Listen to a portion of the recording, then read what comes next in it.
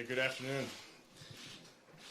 I'm beyond honored to stand before you today as the head football coach of the Cleveland Browns. I have to start with thank yous, and I'm going to start with Dee and Jimmy. Thank you. I'm looking forward to leading your football team. Your passion is real, and I want to be a part of it. The search committee, Paul D. Podesta, J.W. Johnson, Chris Cooper. In our conversations, I understand that we're going to work well together to achieve that team success.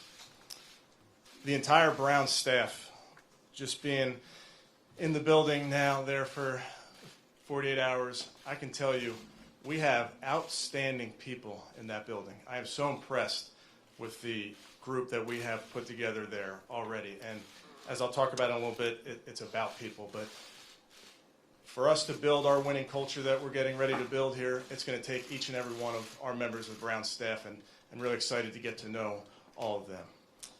I need to say thank you to the Minnesota Vikings, the Wilf family and their ownership group. They were so good to me for 14 seasons, so good to me and my family, and I am forever indebted to them. The coaches, Coach Zimmer, who gave me my first position coaching job, moved me to running backs, moved me to tight ends, to quarterbacks, hired me as his coordinator. He let me grow as a coach, had a great impact on me in developing me into the coach that I am today. Leslie Frazier, Brad Childress, who hired me in 2006, Gary Kubiak. There's countless names that, again, have shaped me into the man and into the coach that I am today. And I'd be remiss if I don't talk about the Vikings players. There were some Hall of Fame caliber players and some Hall of Fame caliber people there. And I've forged lifelong relationships with them, and I'm looking forward to maintaining those relationships as we move forward. You know, I also need to acknowledge my family here, my wife, Michelle, my boys, Will and Gabe, my daughter, Juliet. As anyone with young children, and if you've moved before knows, it's a tough 48 hours that we've been through.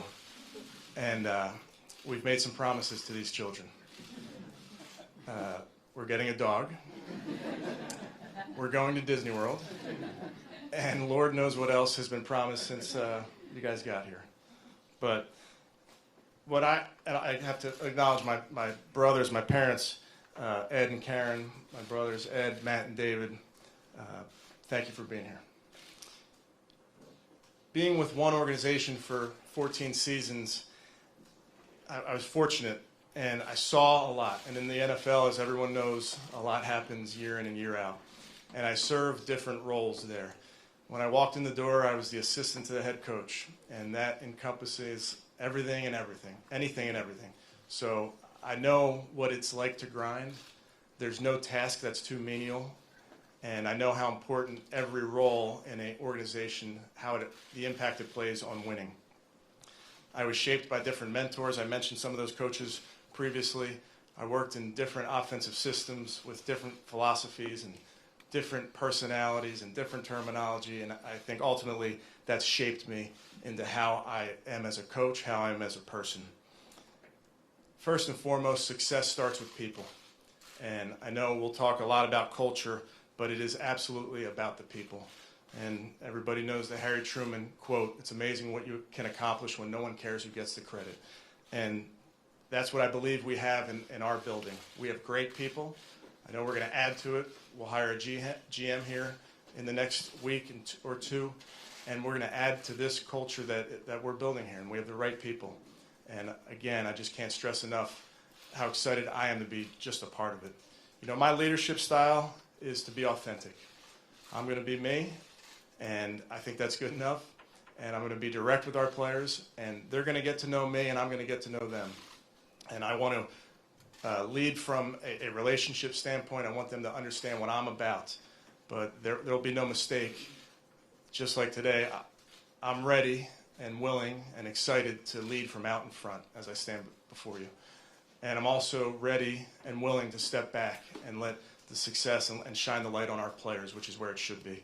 You know, to use a basketball term so my dad can understand this, I want to be the point guard for this organization. I want to bring the ball up, but then I want to share the basketball and let someone else get an easy bucket.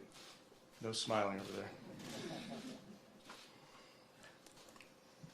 I'm not going to stand up here and make any bold predictions about what we're going to do this year.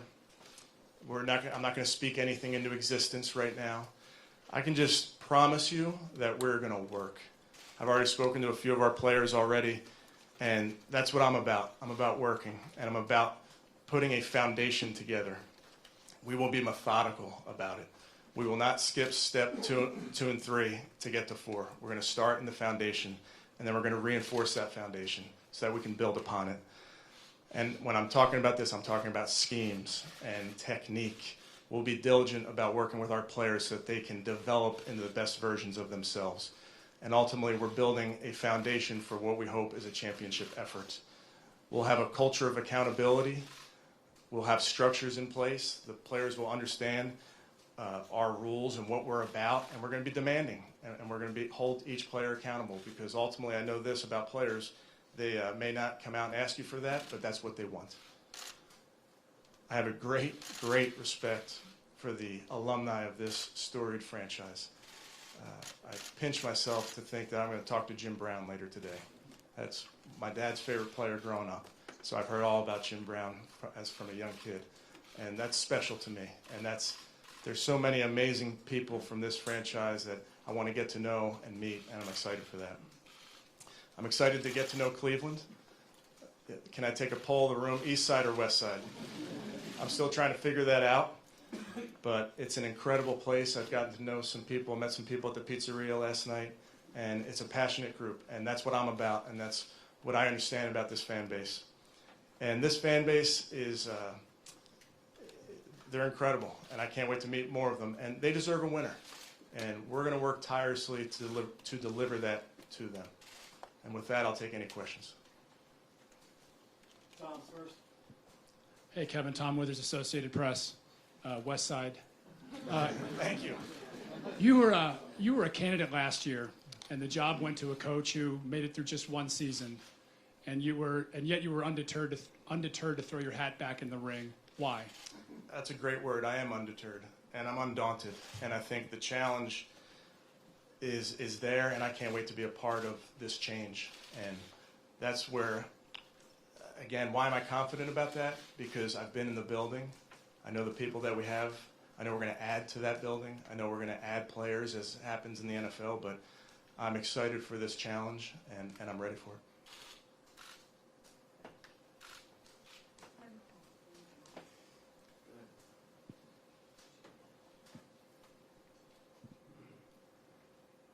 Jeff Shadal, East Side. Will you call plays as the head coach? I think we're going to work through that. I think as we put the staff together, if there's someone that's on staff that I feel gives us the best chance to win, that person will call the plays. It doesn't have to be me, but I think I want to work through that and see as we put this staff together. Kevin, with all due respect, we've heard many other coaches say the same thing. Undeterred, coming in here very, very confident. What makes you different, and why is this going to be different? East side or west side? West side. I understand that, and for me, and it's easy, the focus is 2020.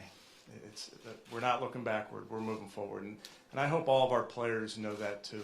When they walk in the building, whenever it is in April, we're moving forward, and anything that's happened in the past does not affect our future. So I'm just confident in the group that we have. Daryl Ryder, 92.3 The Fan. West Side, Kevin, Jimmy Haslam, and the search committee was looking for someone that would align with the organization. That was the big word going through the coaching search. What is it about you, your vision, your philosophy that really aligns with Paul and with whoever the GM that's going to come in? Well, I think alignment's a great word. It's another way of saying it. We're all on the same page. I think that's important. We know this. If we're pulling in the same direction, we got a chance. And I think as we sit down and start bringing in some candidates and interviewing general manager candidates, it sounds simple, but let's all be on the same page. And let's all know that this thing is about a shared vision. It's not about what Kevin Stefanski wants for the Cleveland Browns. We have a vision of what this is going to look like moving forward, and it's a collective vision. Kevin Hagengrove, Cleveland.com, West Side for sure. You've been in one organization for a long time. and you're going to try to put a staff together here. How much will you rely on, others in the organization, and how will you put that staff together, with kind of not a limited, but more limited being in one organization? Yeah, we're going to take our time and do it the right way. I have been with one organization, but you get to know a lot of people and you grow as a coach and you understand meeting different people. So there's no shortage of candidates. And also we got to meet with the current staff and sit down with everybody and spend some time with them. So we're definitely going to take our time and be diligent about it. Hey, Kevin. Nate Ulrich from the Akron Beacon Journal. Far south side, I would say. To what extent have you been able to evaluate Baker Mayfield? How much was Baker Mayfield part of your discussion with the Browns during your interview process? And what's your plan for getting him back on track? I spoke to Baker briefly yesterday. He's down in Austin and caught up with him for just a minute. But he's the quarterback. He's the trigger man. And that's the exciting part for me. I've worked with a lot of quarterbacks, a lot of great ones over the years. And I'm looking forward to hunkering down with him and getting to work. And like any one of our players, when they walk in the building, we'll have a detailed plan for them about how they're going to improve. And Baker, as a young player, the sky's the limit, but we're going to put in the work to get it done with Baker. I'm still in the infancy of studying last year, and we'll identify some things as we get going. But certainly when you're talking about this job and this franchise and everything that goes with it, you think about the quarterback, and I think the sky's the limit for the kid. Kevin, Steve Dorshak, Old Side. You go back to and through a lot of quarterbacks. Is it just coincidence that you work with a bunch of guys, or what can you take from having such a breadth of experience with so many different guys? Yeah, I think it's terrific that I can pull from different experiences, and I know this, they come in all shapes and sizes. There's different styles. I will just tell you the skill set that our quarterback has is legit, and he's as accurate as they come.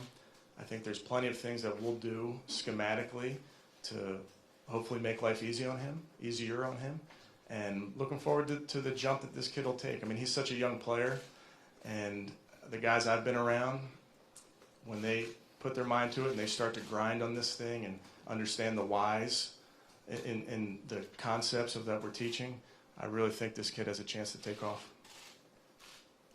And what potential do you see with the entire offense, not just with Baker? Well, number one, we have some good players to work with, and looking forward to it. I talked to Odell briefly, with Jarvis, the two receivers, and we got running backs. I mean, it's nice to sit here and start to think about how we can attack a defense, because you can do it and be multiple. And that's one of the things you'll hear me talk about, is being multiple.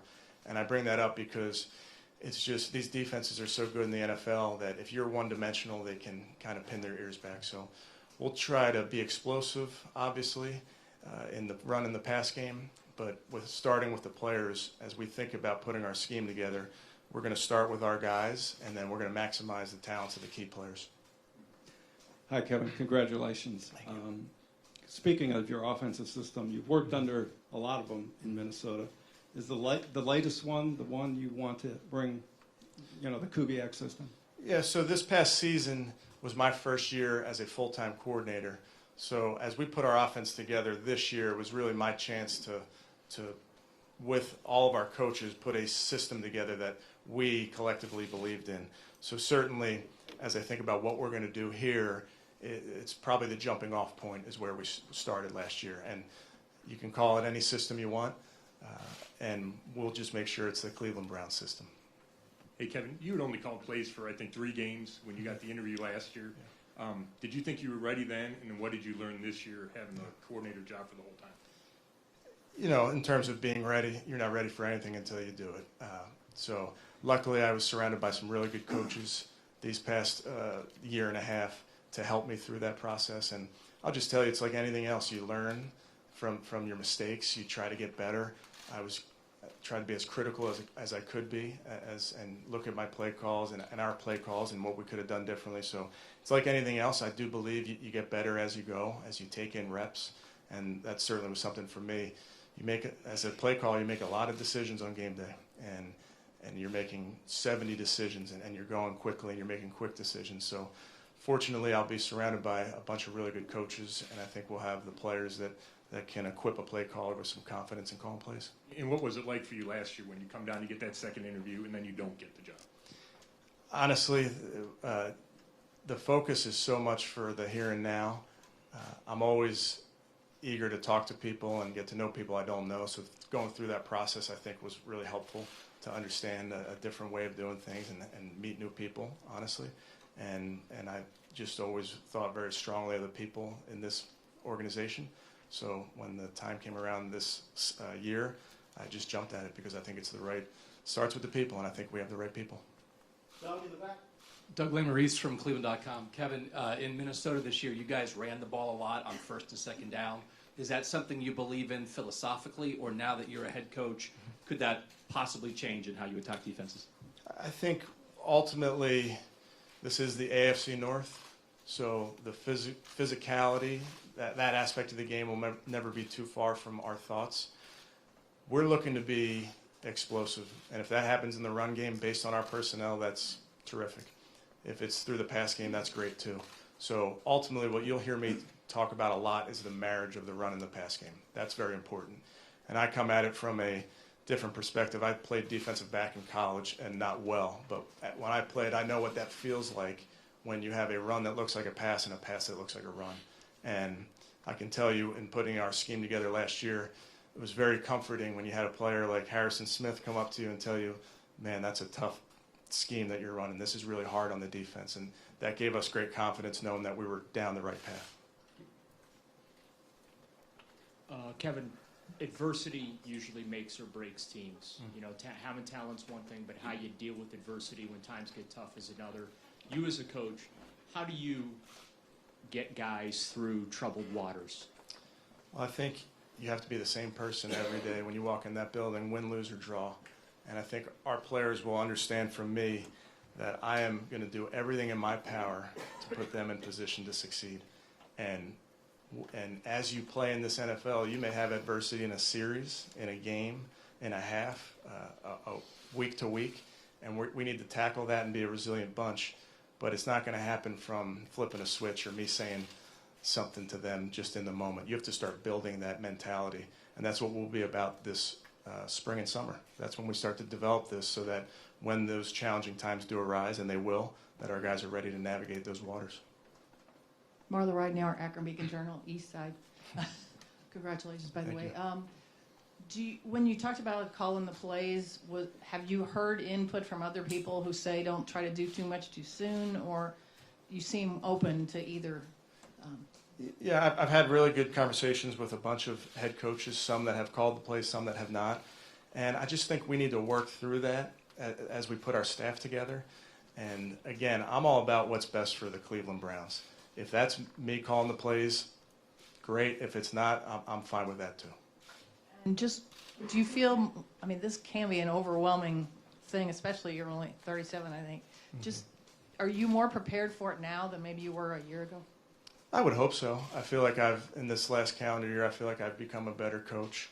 You know, that's something that I'm going to strive for every year, to become a better coach. And the fact that now I'm the head coach of the Cleveland Browns is obviously new. If anything, it means my kids are excited that I'll be in Madden next year. But I'm ready for the challenge. Kevin, Ellis Williams, Cleveland.com. Right here. Where are you? There you go. Yeah. Thank I'm actually from Minnesota, so I'll say Okay. Minnesota side. There you go. All right, cool. What offensive philosophies do you lean on in your core? And, you know, from coaching Brett Favre all the way to Kirk Cousins, what are some things you pulled from them that you hope to bring to Cleveland now? Yeah, you mentioned two good ones right there. I think for each quarterback, they're all so different. And what I encourage them is to be themselves and to lead in their own way. And that quarterback position in terms of leadership is very much at the forefront of what you're talking about. So I'm going to use those lessons I learned with those guys you mentioned and many more, and just talk to Baker and all of our quarterbacks and make sure that they're the leaders of the group. That's how it operates, whether they like it or not. And I think Baker certainly has a way about him that lends itself to that. And just in terms of schematically what I believe in, again, you know, I can't ever get away from a physical brand of football, not in this division. But ultimately, we're going to try to look to be attacking on offense and defense, and like I mentioned, multiple in a bunch of different areas, whether that means personnel, formation, etc. Kevin, Jimmy Watkins, Forbes, analytics, advanced metrics, whatever buzzword you want to use. What's your experience with that, and how do you think that can help you in this job? You know, I'm looking for any edge we can get on game day, and certainly analytics I know is another buzzword out there, but we're looking to make informed decisions. So as a play caller, or whether it may be in player evaluation, information is power. So we like to have a lot of information that informs our decisions. So I think what our setup that we have, and meeting with the guys this morning was incredible. I think we're well on our way where we can provide impactful information to our coaches, to our personnel department that can really, again, help the product in terms of wins and losses. Delvis Valentine, WNWV, congratulations. Thank you. There's a problem that's been reported as far as diversity within the NFL. You have 3 black coaches out of 32. You have 1 general manager as of now. How important to you is diversity as far as the composite of your staff? And what would you do to groom some black coaches in order to be coordinators to become head coaches? I'm glad you asked that because it is important. And I'm going to do everything in my power, in my role, to affect change there. It's something I brought up when I met with Dee and Jimmy last year. And it's important to me that we develop minority coaches, particularly on the offensive side of the ball. Last year in Minnesota, we hired 2 African-American quality control coaches on the offensive side of the ball because it's important to develop young coaches in that area. And that's the way that I can affect that change. Kevin, Pat McManaman with The Athletic. To follow up on the analytics question, can you talk a little bit more specifically about how that can help with game day and also personnel decisions? Yeah. And I may as well be the one to ask, is it true that you are required to have a Friday meeting with analytics crew and present your game plan? It's not true. I like that report. That was a good one. And it's silly season for that type of stuff. I understand that. But to me, analytics, I can't say it enough. It's a tool. It's a tool that helps. How does it help on game day? Well, I would meet with some of our people out with the Vikings, and they'd help me understand as we go into this ball game, down and distance-wise, field position-wise, where a defense coordinator may be more apt to blitz. So really, it's something as a play caller was formulating a plan of attack, you start to take in information, and that really was helpful. And I can tell you certain decisions that you make, whether it be for protection or when to run certain plays, you have that in mind, and you have some information that was able to be gathered by that compiling that data. So I just think it's another tool when it comes to play calling and personnel. Again, something that the Vikings did, something that I know the Browns do, is it just provides more information. We have so much of this information. We have years of it, so let's use it to our advantage. Couple more. Kevin, Terry Pluto from the Point Dealer over here. I was just thinking about Baker Mayfield. You talked about him. He's already had 3 head coaches. Mm-hmm. 3 in 2 years, you know, so you're going to be taking over that. And a lot of other guys have been through this whole, here comes a new coach or a new coordinator with a new system. How do you really handle with these guys? In some ways, their brains are almost like scrambled eggs from all the changes and things that have gone on. They're a resilient group, and I think when we get in front of those players and we start outlining our structure and how we're going to do things, I have no doubt a player like Baker, you mentioned, all of our players, they'll understand that my job is to make them better football players. Our coach's job is to develop them as football players. And once they start to hear that message and understand that message, I truly believe they'll understand what we're getting ready to build here. Baker, as you pointed out, the kid is talented, and I'm excited to get to work with him. I'm excited for our coaches to get to work with him, but the operative word there is work. So we're going to get him back in the building when it's time, and we're going to start to put a plan together. One other thing, when you were interviewing, what were maybe some of the hardest questions they asked you? You know, honestly, in that interview process, so much of it is them getting to know me getting to know them, and it's really, you're asking questions on both sides. And I think at the end of the day, I think the fit was there, certainly with what Jimmy and Dee, as they put this thing together, their vision for what this football team is going to look like is a shared vision with me. I understand what they want this team to look like, and it's going to be a team that our fans are proud of. But again, I don't want to sit up here and tell you chapter and verse what we're going to do. We just have to we got to be about the work, and then worry about that when September comes around. Kevin, last Saturday, you probably woke up knowing it was going to be a life-changing day for you. Win, lose, whatever. You had a game to call. You knew there would be an opportunity, perhaps. How did you handle those gamut of emotions? You know, when you're coaching and when you're in that bubble and you got those blinders on, the outside world really doesn't affect you, and that's the truth. And as an offensive coordinator or any coach, really, there's so much work to do. There's so much that goes into it in terms of preparing your players. So all those distractions, anything that's out there, when it's time to prepare, when it's time to put a game plan together, when it's time to go to the stadium, you really have nothing else in mind but that game and that day.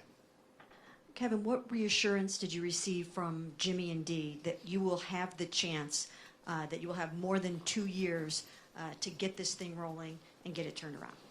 I think Dee and Jimmy chose me to be this football coach, and we're very comfortable with what we're going to do here with the Cleveland Browns. I think we're so focused on the here and now, and I can tell you all the meetings that we've had so far with our staff together with the right people. And I know we have a couple more, particularly with the general manager position, there's a couple more things to do, but there's definitely a shared vision there, and I'm ready to lead this charge. Kevin, I know OTAs and all that are voluntary. Odell Beckham was not part of it last year. Can you persuade him to be involved this year and how important it is to develop what you want to do? It is voluntary. I will tell you, I think it's important. I think it's going to be times for us to start to implement our schemes. It's team building. So I'm looking forward to the players and having them back in the building. But ultimately, like you mentioned, it is voluntary.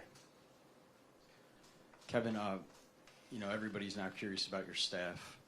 So let me see if I can get this list right. On defense, George Edwards, Wade Phillips, and then on the other side, the Kubiaks and Brad Childress. Obviously,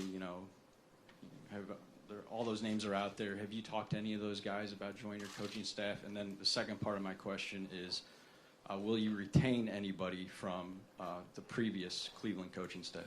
So the first part is important. We are going to talk to every single coach that is there because there are some good coaches, obviously.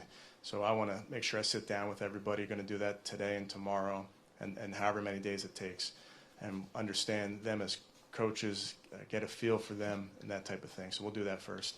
And then we'll huddle up along with everybody and start to put some names together and put a list together and get started. But we're going to be very methodical about this. There's truly no rush to this. We want to get it right. Kevin, you talked about your leadership style. How different do you think it will be going from coordinator with, your offensive guys to in front of the whole room? And then on top of that, there's a lot of big personalities on this roster already. How do you go about dealing with those guys? Yeah, I don't mind personality because I respect guys that work. And so personality is welcome. Your production is required. So I understand that there's, like every team that I've ever been on, there's going to be guys that bring some different personalities, and I welcome that. But in terms of how that's going to go, I think it's too hard to say at this moment. I think once we get the guys in the building, we'll start to build this thing. In Minnesota, you had Gary Kubiak kind of by your side this year. Do you find that senior sort of offensive assistant role to be invaluable in trying to help you? Well, I can just speak to Gary's role, and he was invaluable. I think the absolute world of Gary Kubiak, the person and the coach, and it starts with the person. An amazing coach, a great family man. Again, he and I see the game very similarly. So what we were able to do together, working together, and was unique, and I enjoyed every single minute of it. I'm going to call him here, before it's all over. He's probably on that ranch right now down there in Texas, but just a good man, one of many lifelong relationships that I've forged over there with the Vikings, but he's one of many that I really am looking forward to staying in touch, obviously. Last one. So you talked about Baker Mayfield and your confidence in him, but there's a talented young core, and Odell Beckham Jr. and Jarvis Landry and Kareem Hunt and Nick Chubb and Myles Garrett and Denzel Ward, but we're used to seeing regime changes here and then roster turnover. I'm just wondering, what do you think of that, young nucleus, and do you have a vision of moving forward with it, or could we see some of the changes that we've been used to seeing in the past with player personnel? Well, I think every year, it's never the same 53 that come back year to year. So certainly we'll be looking to add and augment and get better at every position. But you mentioned those core guys, and those are some really good young football players. So that's where this job was so attractive to me, because not only do we have the right people in the building, we have the right players in the building. And we'll add to it. I don't dispute that. But you mentioned those guys, and those are some good players at multiple positions. So it's definitely somewhere that we have a really good